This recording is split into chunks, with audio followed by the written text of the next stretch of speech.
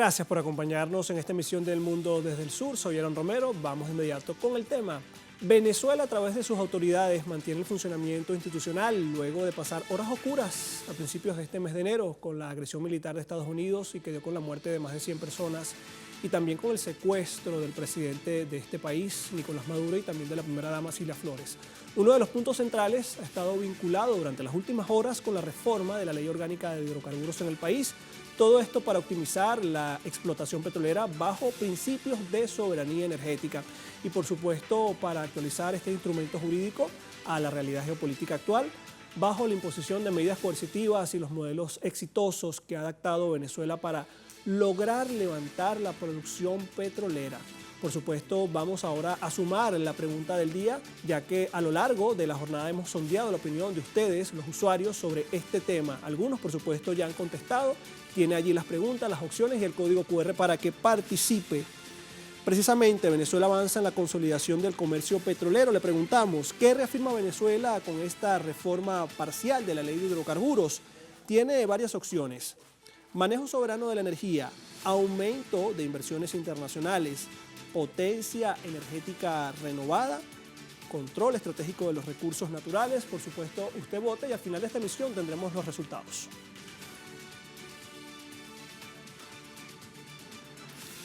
Y por supuesto, para analizar este tema tenemos de inmediato acá en la pantalla de Telesur a el señor Luis Delgado Arria. Él es analista en geopolítica internacional. Señor Luis, bienvenido a la pantalla de Telesur. Muchas gracias por la invitación, Aarón.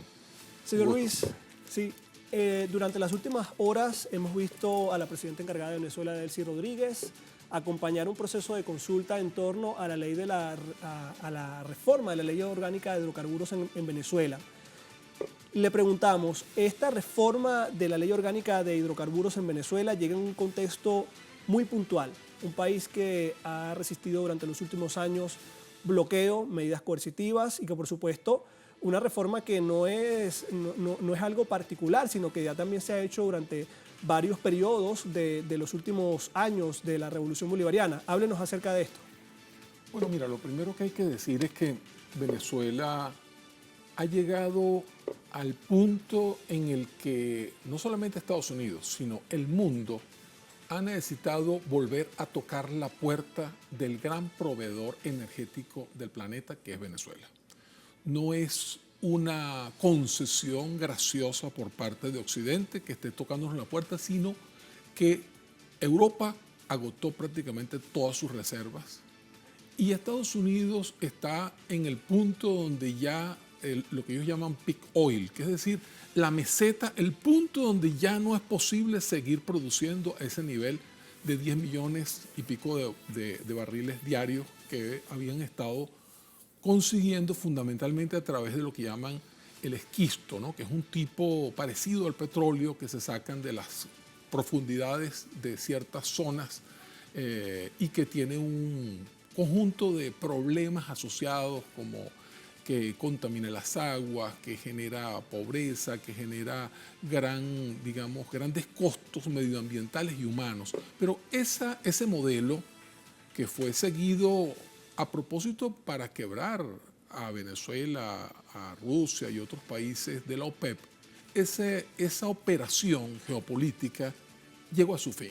Sí. Estamos ya en el momento en el cual las grandes corporaciones, en este caso petroleras del mundo, están atendiendo una solicitud urgente de los esquemas de desarrollo en cada uno de sus países, en cada una de sus regiones, y Venezuela no puede estar fuera de la ecuación, porque si está fuera Venezuela de la ecuación, no hay posibilidad de, por ejemplo, el proyecto que tiene Estados Unidos ahora de sacar una gran cantidad de su Producto Interno Bruto de las plataformas estas digitales que requieren una alta inversión en energía, en electricidad, y el petróleo se transforma en electricidad, y de un conjunto de otros insumos como agua, etc. Y entonces la operación de extraer a Venezuela de la ecuación llegó a su fin.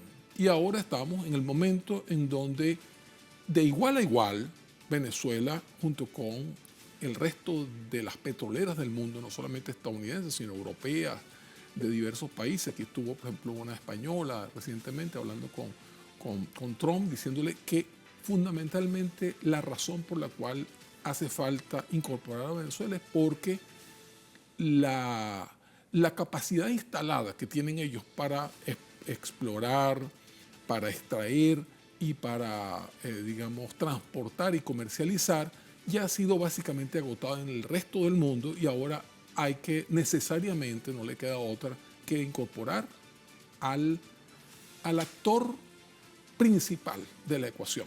Ya no es factible vamos a decir, ese secuestro de ese actor Sí. del conjunto del ecosistema productivo energético mundial. Y ahora, señor Luis, ahora que usted dice que Venezuela no puede estar lejos de esta ecuación, vamos a hablar justamente de lo que dijo parte el doctor Jorge Rodríguez en esta consulta sobre la ley para modificar la ley orgánica de hidrocarburos en el país. Defendió entonces el petróleo que debe ser destinado al sector social del país, no solamente para beneficio de transnacionales, sino también fortalecer el desarrollo nacional. Vamos a escuchar de inmediato lo que dijo el doctor Jorge Rodríguez, el presidente de la Asamblea Nacional. Si no empezamos a sacar ese recurso desde ahora, una cantidad X de ese recurso jamás podrá ser utilizado para Venezuela. Ese líquido pastoso, oleoso y oscuro no sirve debajo de la tierra.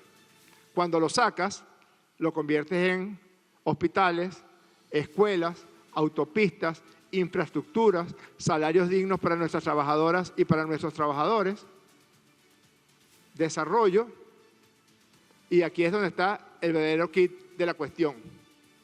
No es que lo saques y cómo lo sacas. Por supuesto, en absoluto resguardo de nuestra soberanía y nuestra independencia, y para eso tenemos el libro de todo que nos ampara en ese sentido. Nos ampara y nos obliga en ese sentido. El tema no es cómo lo saques. El tema es qué haces con eso después. Ahí acabamos entonces de escuchar al presidente de la Asamblea Nacional, el doctor Jorge Rodríguez, hablando de darle el recurso, darle el centro a este recurso petrolero que tenemos, darle el uso adecuado para el desarrollo del pueblo venezolano. Siempre se ha hablado, y la doctora Delcy Rodríguez, presidenta encargada de Venezuela, siempre se ha hablado que Venezuela en este momento constituye o tiene las mayores reservas de petróleo a nivel internacional, pero también llamó a que nos convirtiéramos en una potencia productora a nivel internacional. Le pregunto, Venezuela entonces está llamada a participar en el mercado internacional, como bien dice, no se puede dejar de lado, pero también no puede olvidar su desarrollo interno. Aquí las autoridades de Venezuela están diciendo entonces que se mantiene el desarrollo petrolero como algo soberano, no es algo tutelado, como prácticamente también han dicho en diversos medios extranjeros, que prácticamente es una orden tutelada desde Estados Unidos. El gobierno venezolano está reiterando que es el principal dueño de los recursos petroleros, el pueblo de Venezuela. Bueno, ya que me haces esa pregunta, yo voy a decirte mi hipótesis. Yo creo que algunos personeros del gobierno de Estados Unidos necesitan decir para su consumo interno frente a la crisis interna que tienen, necesitan decir una cantidad de declaraciones, entre los cuales está la de que ellos tienen de alguna manera potestad de gobernar Venezuela, ¿no? Igual están diciendo que tienen potestad de gobernar Groenlandia, Canadá, México, Panamá, etc. Hay una necesidad de presumir un poderío geoestratégico que sus propias políticas han mermado al punto donde cada vez es más un sinsentido decir que son la potencia hegemónica del mundo. Siguen teniendo un gran poder económico, siguen teniendo un gran poder financiero, un gran poder relativo industrial, sobre todo en el ámbito armamentístico, pero ya el mundo cambió de una manera en que ya es imposible negar lo obvio, ¿no? China es la principal potencia científico-tecnológica y también financiera del mundo, también productiva y comercial. Y Estados Unidos está en un segundo lugar, que es un gran segundo lugar. No estamos hablando de que Estados Unidos sale de la ecuación en lo absoluto, ¿no? Sigue teniendo una gran base industrial y una gran base, digamos, de talento humano con la cual es decenas de miles de ingenieros, etcétera. Pero lo que estamos hablando aquí es lo siguiente. Es imposible explotar de una manera sistemática y estratégica un recurso tan delicado como es el petróleo, que requiere inversiones millonarias, si no hay en el país un acuerdo de caballeros entre las transnacionales del petróleo y el país, digamos, que tiene la soberanía sobre esos recursos energéticos.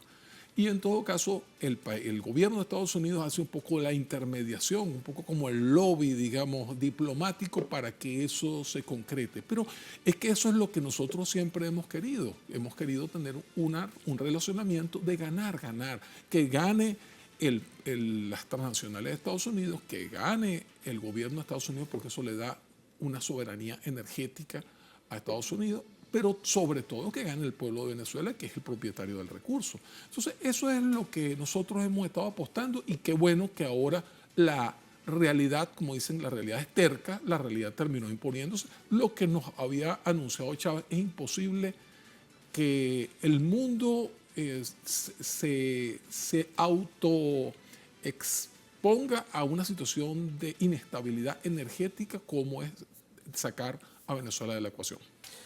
Señor Luis, fíjese, nosotros antes de comenzar esta entrevista estábamos conversando un poco sobre la afectación incluso que tuvieron algunas transnacionales de Estados Unidos afectadas precisamente por el grupo de sanciones, una información que estuvo saliendo durante los últimos días, pero eso vamos a tratarlo en la próxima parte. Nosotros vamos a marcar una pausa y ya volvemos con más, con esta entrevista que tenemos con el señor Luis Arria. Ya volvemos con más.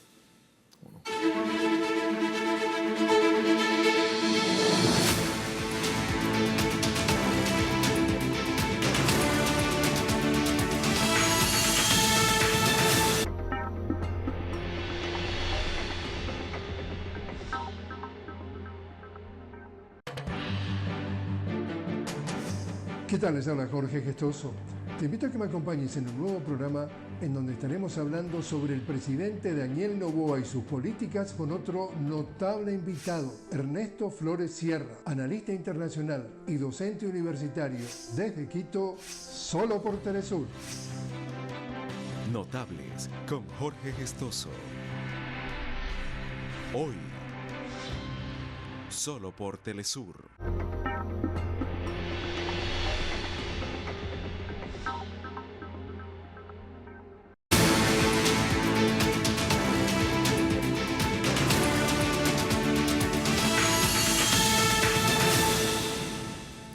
Seguimos con esta emisión del Mundo desde el Sur. Por supuesto, estamos hablando sobre Venezuela, nación suramericana que está posicionada como potencia económica energética a nivel mundial, las mayores reservas probadas de petróleo y también de gas del mundo, consolidándose en este 2026 como un actor indispensable ante el déficit energético a nivel global. Por supuesto, la presidenta encargada, Delcy Rodríguez, ha posicionado a Venezuela como el eje central de la estabilidad energética global al revelar con datos de la Agencia Internacional de la Energía que el 80% de los yacimientos mundiales están en declive para enfrentar un mercado que demandará aproximadamente 123 millones de barriles por día hasta el año 2050.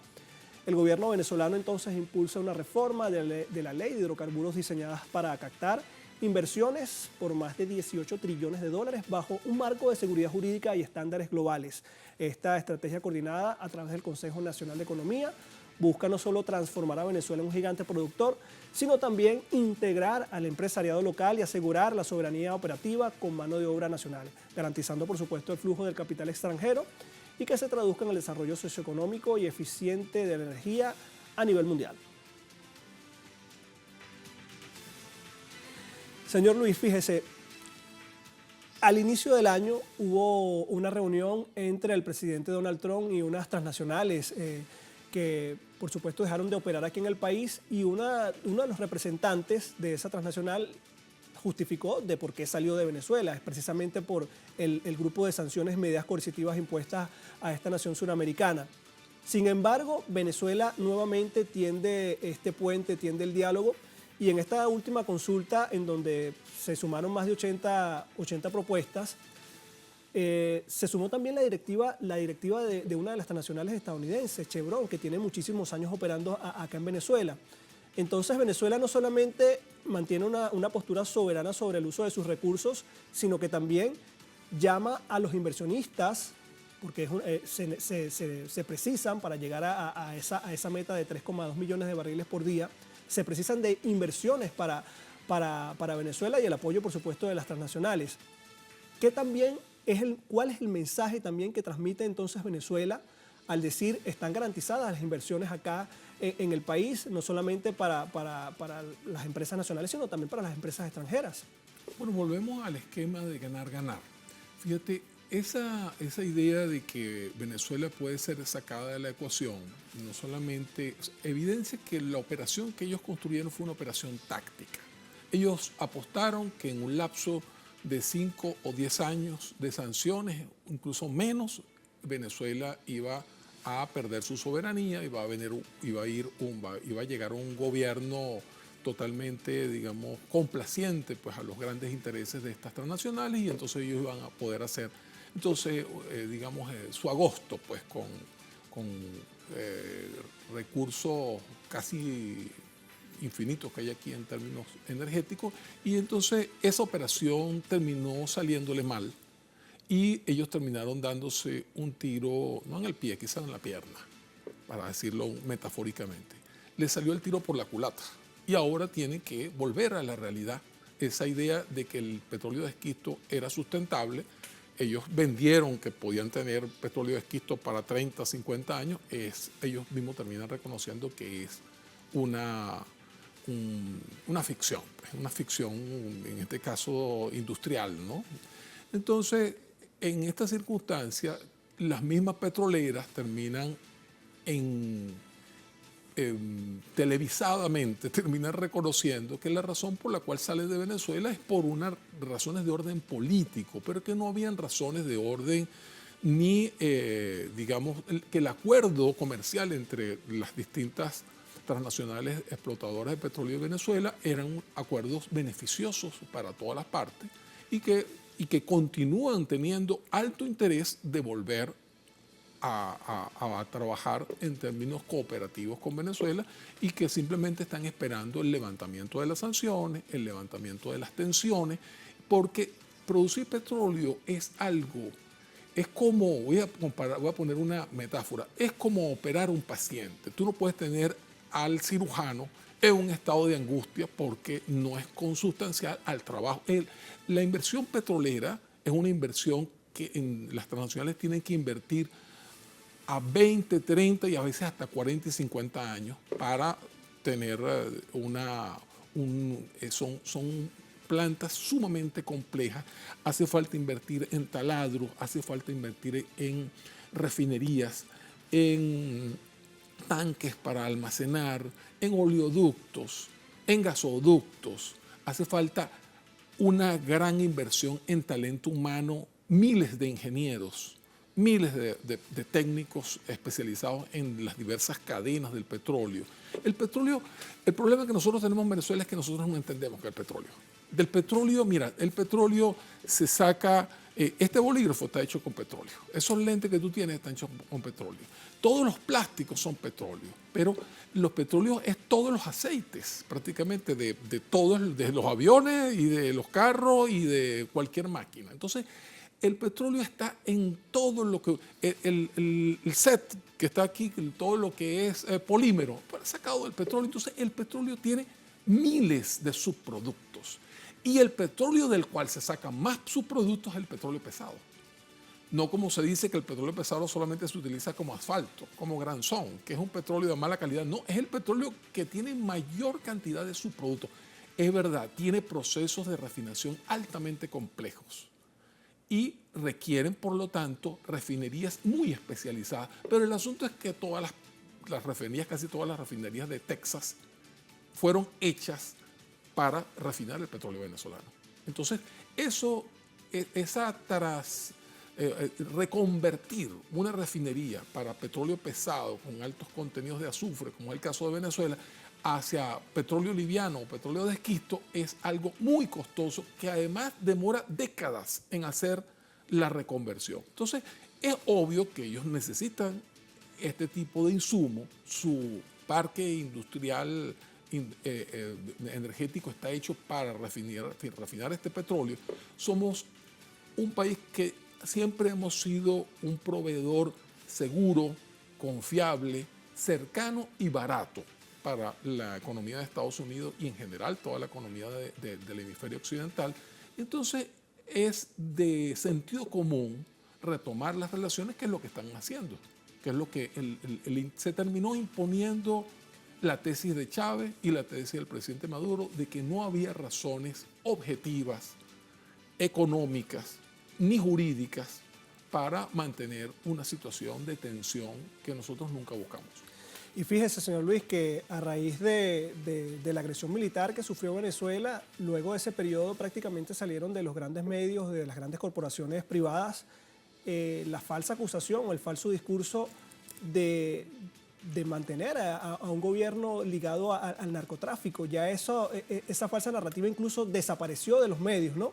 Eso en el caso venezolano. Hoy estamos, por supuesto, hablando de una reforma de la ley de hidrocarburos, estamos hablando de, como bien dice, de que se ha cumplido parte de lo que dijo el comandante Chávez, el presidente Nicolás Maduro, pero también Estados Unidos enfila también sus intereses hacia otra nación que es potencia petrolera en Asia Occidental. Estamos hablando de Irán.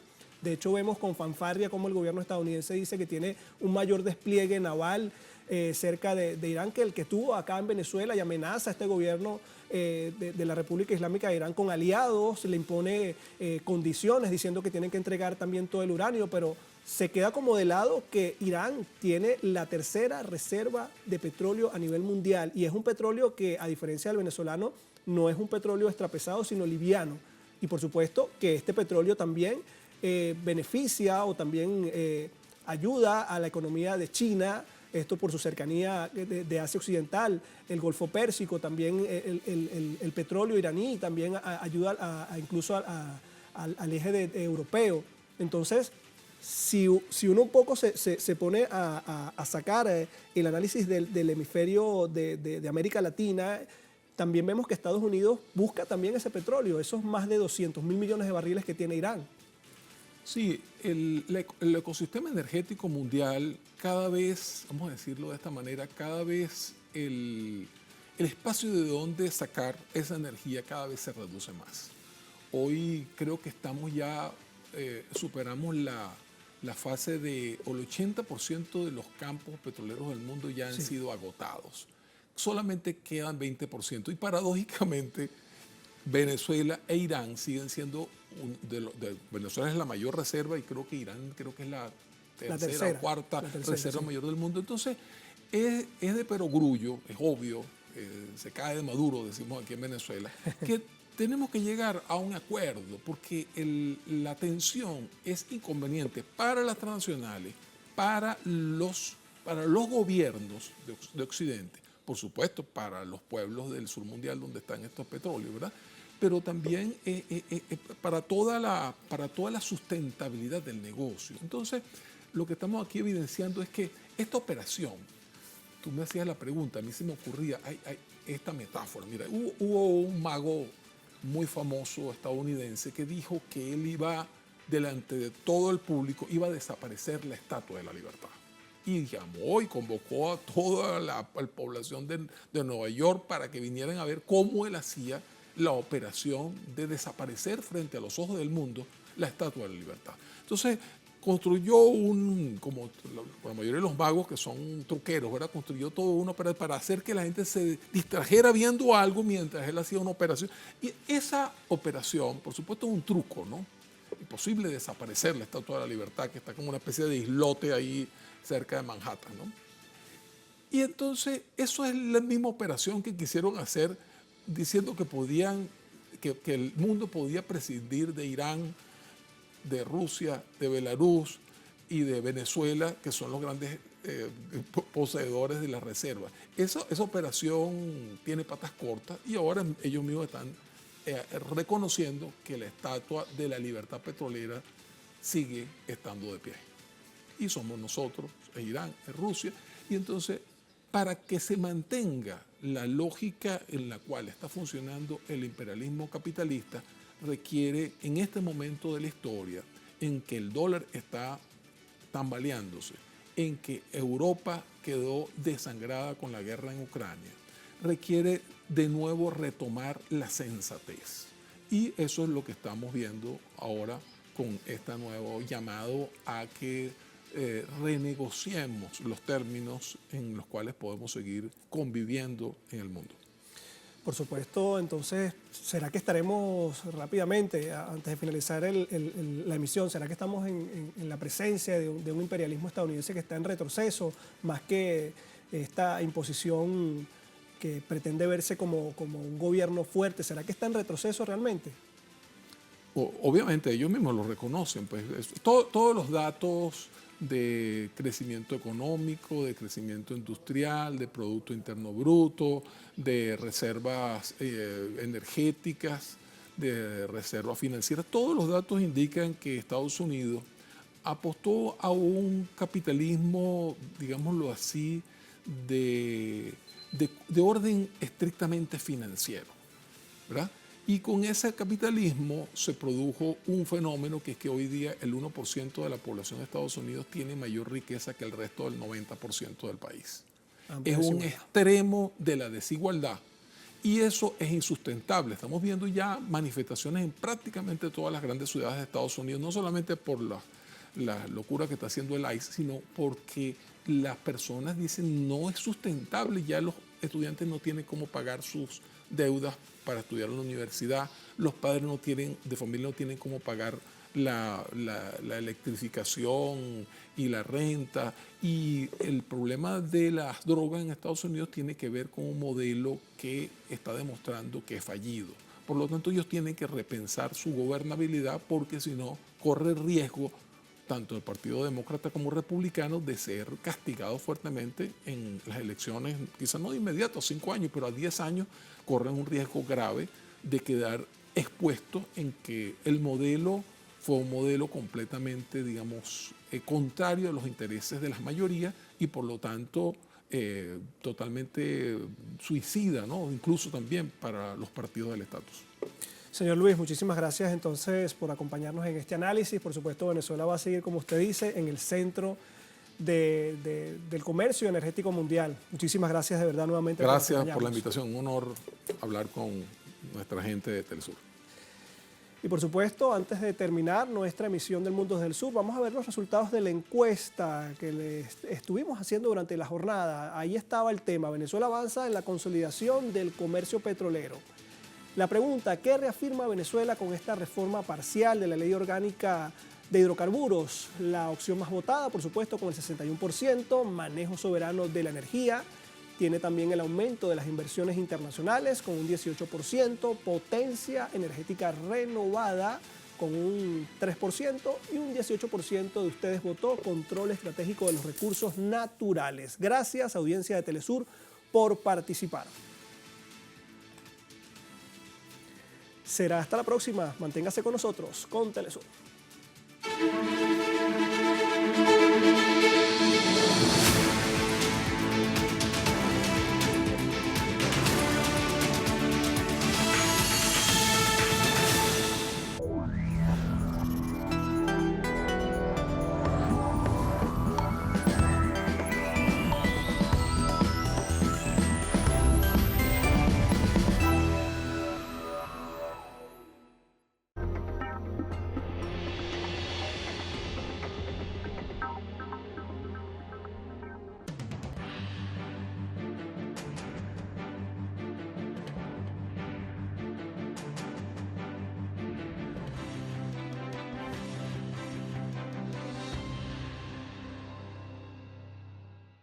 ¿Qué tal? Les habla Jorge Gestoso. En el programa de hoy, el presidente Daniel Noboa y sus políticas con otro notable invitado, Ernesto Flores Sierra, analista internacional y docente universitario directamente desde Quito.